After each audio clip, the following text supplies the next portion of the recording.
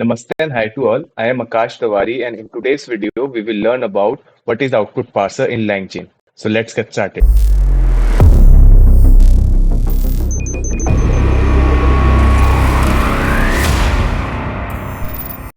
So सबसे पहले हम अपने Google Colab के बेसिक सेटअप को देख लेते हैं so that we can run our code in today's session. So पहला नोटबुक सेटअप में मैंने कुछ प्री डिफाइंड मॉड्यूल्स इंस्टॉल कर रखे हैं जिससे कि मैं लोकली अपने एलएलएम को रन कर सकूं without buying any subscription fee. So if you want to learn आप कैसे फ्री एलएलएम्स रन कर सकते हो गूगल कोलैब में, उसके लिए मैंने पहले ही एक वीडियो बना के रखा हुआ है. I will provide the link in the description as well as in the I button. You can check that out. So उसी का ही नेक्स्ट है कि इम्पोर्टेंट मॉड्यूल्स क्या क्या इंस्टॉल करने हैं. So I am using Python 3.10.12 version and here I have just installed the LangChain modules. Then in the next cell I have defined the LLM. So in this video I will use Llama 3 model. आप कोई सा भी model LLM model use कर सकते हो जो ओलामा ने provide कर रखा है उनके ऑफिशियल गिटहब पे. So moving to our main topic, that is what is output parser. So as we know, in LangChain, a simple chain consists of three things. First is prompt, second is LLM, and the last is output parser. अगर हम output parser के definition को read करें, output parser are like translators for the output of a large language model. They take what the model spits out and make it easier to work with, especially if you're using the model to create organized information. Basically, output parser converts the LLM output into a usable format. जैसे कि हम जानते हैं LLM always takes string as an input and spits out string as a output. So we cannot use that string output in our code usually. So output parser क्या करता है, उस string output को convert करता है list में या JSON में so that we can consume that output in our code or in our API calls etc. So वही हम practically देखते हैं how output parser converts that LLM output into a usable format. So there are few output parser which are provided by LangChain. So first is the CSV parser, second the Lang datetime parser, then enum and the JSON parser. So एक एक करके हम go through करते हैं what each parser does. So सबसे पहले हम CSV parser को देख लेते हैं. CSV parser also called as comma separated list output parser, which I am importing from output parsers, then importing prompt templates from prompts. Then I am creating a object of comma separated list output parser. From that object I am calling a method called get format instructions. Basically ये हमें एक string object देगा. Then I am creating a prompt template, basically asking for list all the continents. Okay, so सबसे पहले हम देख लेते हैं if we don't use the output parser हमें output कैसा आता है LLM से. So I will remove this part from this, then comment this part and run this. Okay, then हम अगर prompt को print करवाते हैं, print then this, if we print this हमें simply हमारा prompt आ रहा है list all the continents. अगर हम इसी prompt को LLM में पास करते हैं हमारे chain में, तो और मैं अगर output parser को comment out कर देता हूँ, then running this chain,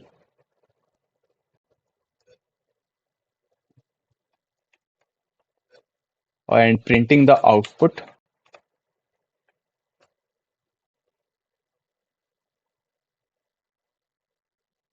तो आप देख सकते हो हमारे को 7 कॉन्टिनेंट्स मिल गए हैं, Africa, Antarctica, Asia, all those things. Okay, and if we check out the type of the output, हमें ये स्ट्रिंग मिलेगा because LLM always gives out string as a output, string object as a output. Okay, we are not using output parser. So अगर मेरे को इसमें एक इसको as a list चाहिए जिससे कि मैं इसको इटरेट कर पाऊँ अपने को फर्दर कोड में, फॉर आई इन हमारा output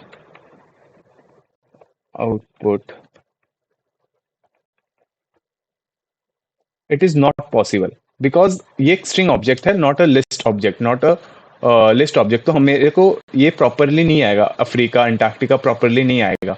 So now I will change my prompt template and introduce output parser in that. So अगर मैं कंट्रोल Z करके कमेंट आउट कर दूं और इसको वापस ले आऊं फॉर्मेट इंस्ट्रक्शंस को, if and run this and then again I print my prompt, अब आप इस पे एक चेंज देख पाओगे। पहले हमारा जो प्रॉम्प्ट हमने दिया है प्रॉम्प्ट टेम्पलेट में, लिस्ट ऑल द कॉन्टिनेंट्स, वो आ रहा है, and then it is introducing a second line that saying your response should be a list of comma separated values example, उसने एक एग्जाम्पल भी दिया उसके साथ। Okay, so this format instruction जो एक वेरिएबल है, पार्शियल वेरिएबल है, यहाँ पे ये पर्टिकुलरली हमें ये इंस्ट्रक्शन, ये वाली लाइन प्रिंट करके दे रहा है। तो अगर मैं सिंपली इसको कॉपी करके प्रिंट करूं, यहाँ पे यू कैन सी दैट वो वाली लाइन आएगी, यू आर रिस्पॉन्सिबल। बेसिकली ये फॉर्मेट इंस्ट्रक्शन आउटपुट पार्सर में है, जो कि हमें एलएलएम को इंस्ट्रक्शन दे रहा है कि भाई मेरे को इसमें कॉमा सेपरेटेड आउटपुट चाहिए। सो अगर मैं वापस से इस प्रॉम्प्ट को मेरे चेन में जाके रन करूं और इसको, सॉरी, कमेंट को रिमूव करूं, और हमारा आउटपुट पार्सर सेम ही है, और रन करके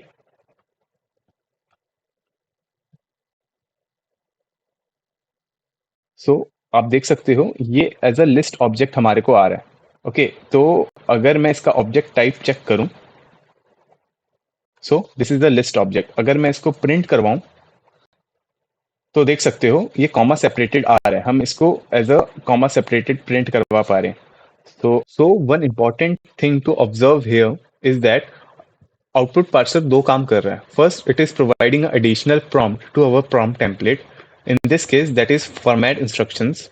Then it is converting the string object of LLM into a desirable object. In this case, it is converting into a list object. Okay. So now we will see the backend code of this class in LangChain official GitHub repository, जिससे कि हमें एक basic idea मिल जाएगा कि background में काम चल कैसे रहा है। ओके, सो यहाँ पे उसका क्लास है comma separated output parser. So यहाँ पे दो मेथड्स पे हम फोकस करेंगे। First is the get format instruction, जो कि टपल रिटर्न कर रहा है। बेसिकली एक स्ट्रिंग है जो हमने यहाँ पे प्रिंट करके देखा, सॉरी, यहाँ पे प्रिंट करके देखा। और second is the parsing method. Basically ये जो स्ट्रिंग इनपुट है एलएलएम का, स्ट्रिंग आउटपुट है एलएलएम का, वो एज अ लिस्ट कन्वर्ट करके दे रहा है। ओके, सो ये चीज मेरे को दिखानी थी आप लोगों को कि बैकएंड में एक सिंपल पाइथन का कोड ही चल रहा है, नथिंग फैंसी। हाँ, तो बेसिकली स्ट्रिंग ऑब्जेक्ट को एक लिस्ट ऑब्जेक्ट में कन्वर्ट कर रहे हैं। तो ये हो गया हमारा CSV parser. Next we will move to date time parser. Date time output parser, as the name suggests, date time output parser will convert the LLM output into a date time object. Okay, so importing date time output parser from output parser, then importing from template again from prompt. So here I am creating an object of date time output parser, और यहाँ पे फिर again I am calling the get format instruction to provide additional format instructions to my prompt template. तो यहाँ पे मैंने अपना prompt template define किया है, answer the user question. Question हमारा वेरिएबल होगा जो हम खुद से पास करेंगे या यूजर पास करेगा। So if I run this cell and print our final prompt dot,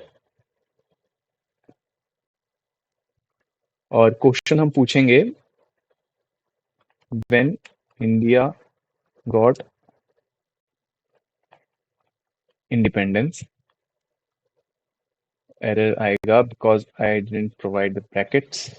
if I run again, so here is our final prompt. Answer the user question. When India got independence? Okay, तो additional prompt हमारा क्या है? Write a date time string that matches the following pattern. तो ये pattern उसको match करना चाहिए। उसने एग्जाम्पल भी दिया है। तो ये हमारा जो गेट फॉर्मेट इंस्ट्रक्शन है, हमारे को ये एडिशनल प्रॉम्प्ट हमारा प्रोवाइड कर रहा है। Okay, so if I run this prompt in our chain and provide the variable question when India got independence, If I run this output and print the output, you can see 1947. तो output हमारा correct आ रहा है, but let's check the output type, data type. Okay, so इसका class क्या है, date time object में ये क्रिएट हुआ है, सो विच इज करेक्ट। तो ये हमारा आउटपुट डेट टाइम ऑब्जेक्ट का है। Okay, so now if we again go to their base code, जो कि लैंगचेन के ऑफिशियल गिटहब पेज में प्रोवाइडेड है, so we can see that यहाँ पे उन्होंने डॉट गेट फॉर्मेट में, जो हमने प्रीवियसली देखा कि उनका फॉर्मेट इंस्ट्रक्शन क्या है एडिशनल प्रॉम्प्ट में, write a date time string that matches the following pattern etcetera etcetera जो है। और यहाँ पे आप देख सकते हो पार्सर में इन्होंने जस्ट सिंपली एक पाइथन का कोड लिख रखा है, date time dot string pattern date time. यह बेसिकली आपका स्ट्रिंग डेट टाइम को एक डेट टाइम ऑब्जेक्ट में कन्वर्ट करता है। अगर एलएलएम हमारे को डेट टाइम ऑब्जेक्ट में, सॉरी डेट टाइम में नहीं देता, what I mean to say is, अगर वो इस फॉलोइंग पैटर्न में हमें आउटपुट नहीं देता LLM, then it will raise a exception which is output parse exception. तो अगर आप ये देखना चाहते हो कि आउटपुट पार्स एक्सेप्शन काम कैसे करता है, तो लेट मी शो यू। मैं यहाँ से ये फॉर्मेट इंस्ट्रक्शन को रिमूव कर दूंगा। Okay, and I will comment this. If I run this and print our format prompt, final prompt, तो हमारा फाइनल प्रॉम्प्ट कुछ ऐसा आएगा। सो यहाँ पे मैंने बेसिकली क्या किया है, हमारा फॉर्मेट इंस्ट्रक्शन जो एडिशनल प्रॉम्प्ट है जो आउटपुट पार्सर देता है, वो हमने हटा दिया। Okay, so now if I run this, you will see an error. Okay, so आ रहा है अभी आउटपुट। हाँ, so you can see we are getting an output, sorry, we are getting an error which is output parse exception, could not parse date time string.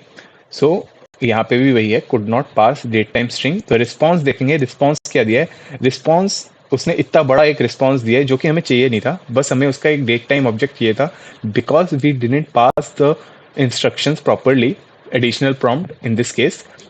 तो उसने हमारे को एक proper output नहीं दिया, जिससे कि हमारे को ये आउटपुट पार्स एक्सेप्शन रेज हुआ।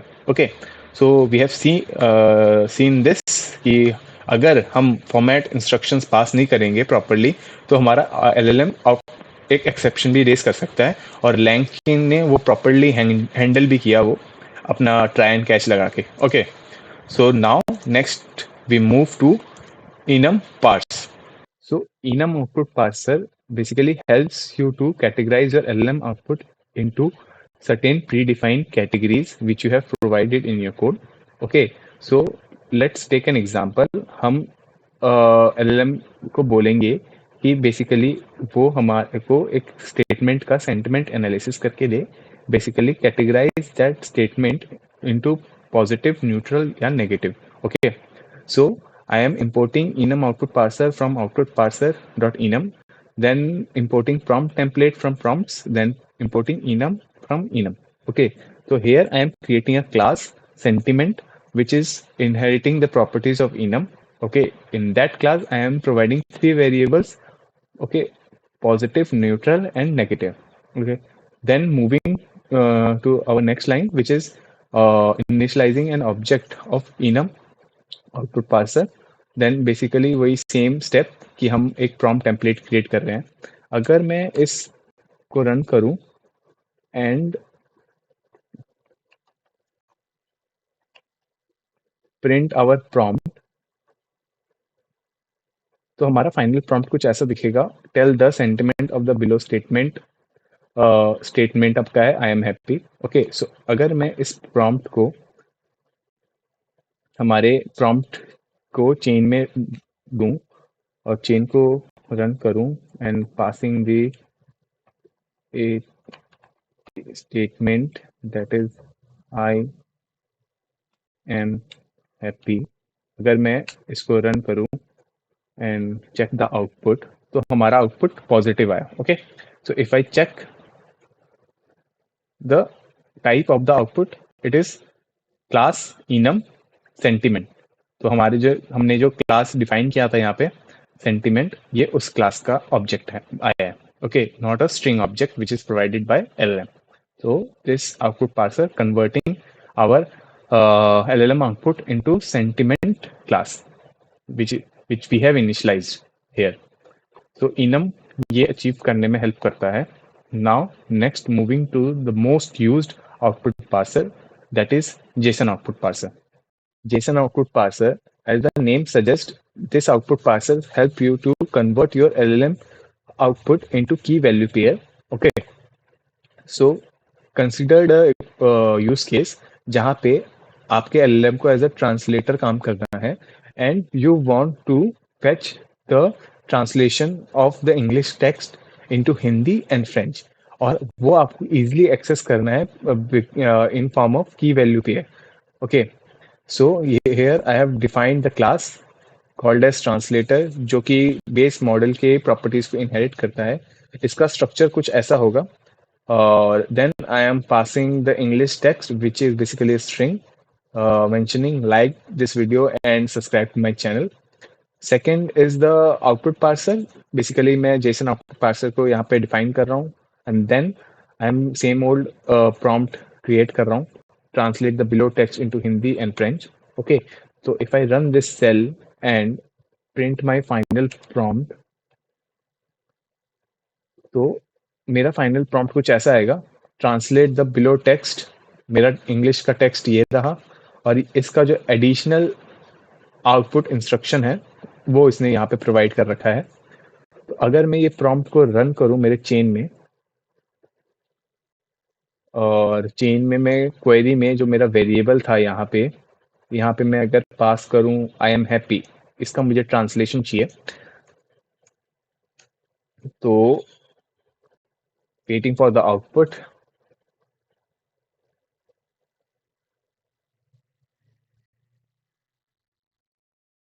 तो इसका आउटपुट आया, और if we see the translation, यहाँ पे इसका ट्रांसलेशन है मैं खुश हूँ, and this is French for I am happy. Okay, तो अगर मैं इसका डेटा टाइप चेक करूँ, it should be dictionary. Yes it is, क्योंकि ये की वैल्यू पेयर में आ रहा है. So this is the last parser for this video, and we have covered all or most of the output parser provided by LangChain.